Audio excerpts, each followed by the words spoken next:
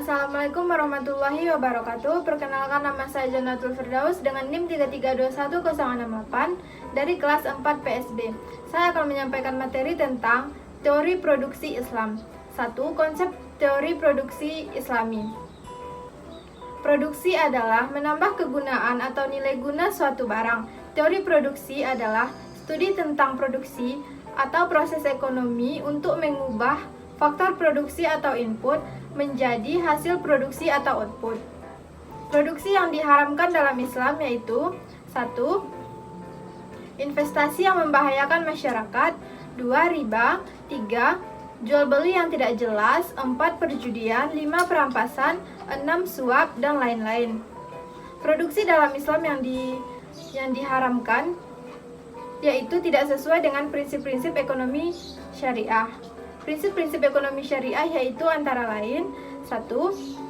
Keadilan dan kesamaan produksi Islam. 2. Memenuhi takaran, ketepatan, kelugasan, dan kebenaran.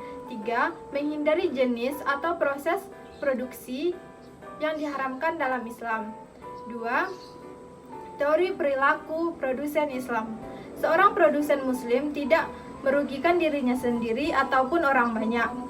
Tetapi di dalamnya ada norma, etika, serta akhlak yang mulia. Beberapa aspek yang diterapkan oleh produsen muslim adalah 1.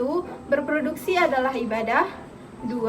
Produsen harus yakin bahwa yang dikerjakan sesuai ajaran Islam tidak akan mempersulit hidupnya. 3. Berproduksi bukanlah hanya untuk mencari keuntungan saja. 4. Produsen menghindari praktek produksi yang di dalamnya ada unsur riba dan keharamannya.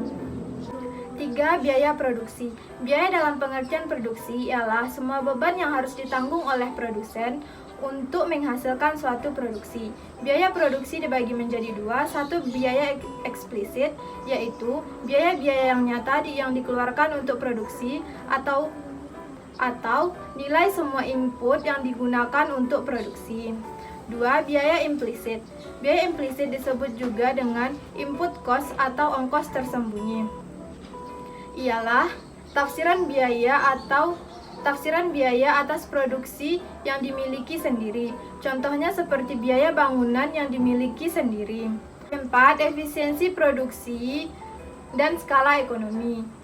Dalam kriteria ekonomi, produksi dikatakan efisien bila memenuhi 1. Meminimalisasi biaya untuk memproduksi jumlah yang sama. 2. Memaksimalisasi produksi dengan biaya yang sama. 5. Perbandingan konsep produksi Islam dan konvensional. Tujuan produksi dalam konvensional ialah mementingkan, meraup atau memperoleh laba atau keuntungan sebesar-besarnya yang bersifat keduniawian, dan tujuan lainnya adalah untuk mensejahterakan diri individu itu sendiri.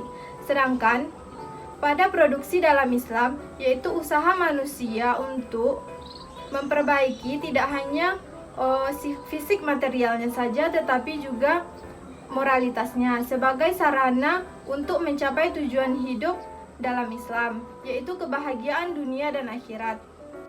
Intinya, pada produksi konvensional, keuntungan merupakan hal yang utama.